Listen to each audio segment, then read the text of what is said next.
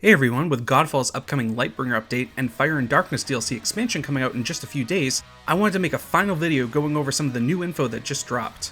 I already made a video last week about everything we knew so far, and this week we got multiple Gamerant articles alongside a developer interview that goes over a few new things, including one thing in particular that I'm really excited about. I'll include a link to that video in the description box down below along with the sources of everything I go over in this video as well. I want to try and go over mostly new info in this one, but I will briefly touch on some of the things I went over in the previous video. If you do enjoy the video, be sure to hit the like button and subscribe for more gaming news, reviews, and discussions. With that said, let's get into it. To start off, 2 developer interview videos with Dick Haney, the senior technical producer at Counterplay Games, dropped on Twitter, so let's go over the new info in those first. The first video was mostly going over the reaction to Godfall and some of the challenges and lessons the Godfall team learned pre- and post-launch of Godfall. He wanted to iterate that the Godfall team listened closely to player feedback and that many of the new features will be based off of it. There wasn't a whole lot of new info for the updates in that first video, except for a bit more info on the matchmaking. The matchmaking was actually such a heavily requested fan feature, the team decided to expedite its release and include it with the upcoming update, which was an interesting thing to learn. Haney also said that matchmaking will be crossplay between PS4 and PS5 players, and it will include a ping system. Personally, I think that's a great addition, especially considering due to some other new info that we'll go over in just a bit. The second video went into a lot more detail, especially for the Fire and Darkness DLC expansion, and I'll be including some additional info from the Gamerant articles as well. The game design team wanted to make sure that they took out any clunky elements from the maps in the base game and really focus on what worked well to create the new zone. The Fire round will have a brand new story campaign that will kick off right after Macros' fall. A new foe will enter the world of Hyperion with the objective of realizing Cosmera's prophecies of old. Also, the Fire round will be the largest to date, which should make good use of the new ping system. It will feature new enemies from the Flameblood tribe, and players will get to explore Obsidian Peaks and Azure Magma Rivers. The team wanted to make sure players would face different challenges against these enemies, and they may have to approach them differently than other enemies in the base game. Haney also hinted that we may need to come up with new builds as well to effectively combat this new threat. He also stated that there will be a broadcast of new bosses. Apparently the first one will be slightly reminiscent of prior bosses, but everything after that will create new challenges for players.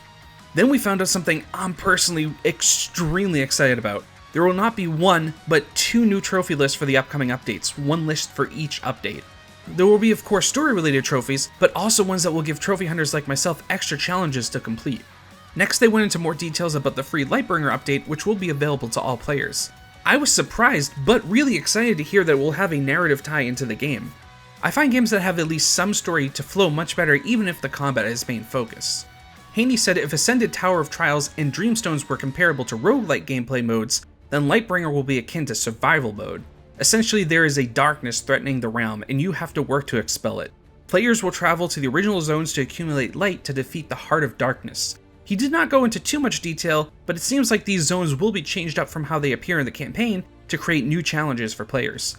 As I said in my previous video, Lightbringer mode will award cursed loot. Once the curse has been lifted, the gear will become awakened loot with massive stat bonuses. Haney also said there will be over 80 new Valorplate skins to collect between the 2 updates. There will be 45 to collect from the Lightbringer update and 40 from the Fire and Darkness DLC.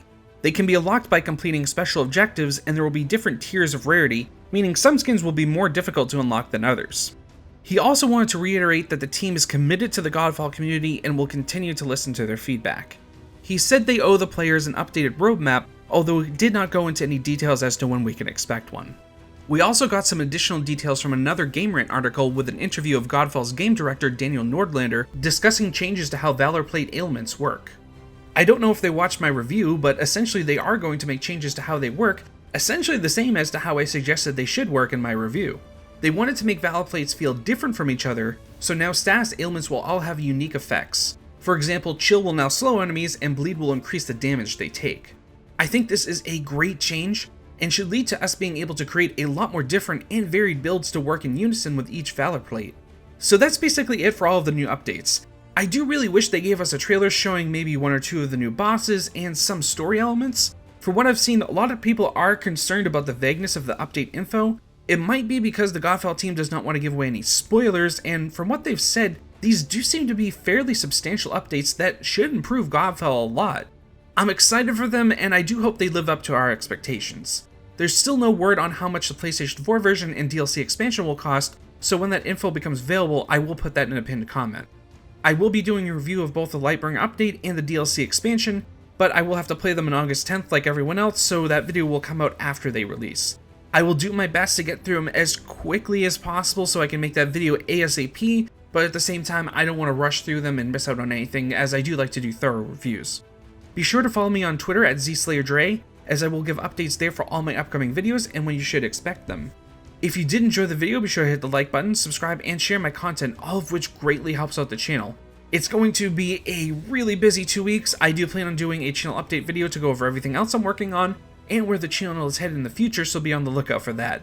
Thanks so much for watching, see you all in the next video.